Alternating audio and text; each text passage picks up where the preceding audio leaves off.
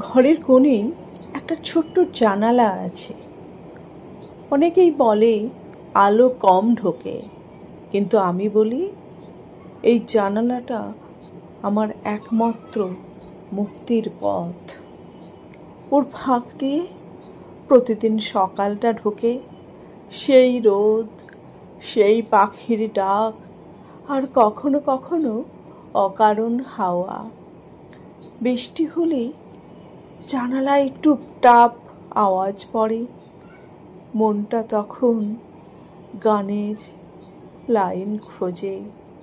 যেমন এই মেঘলা দিনে একলা ঘরে বসি।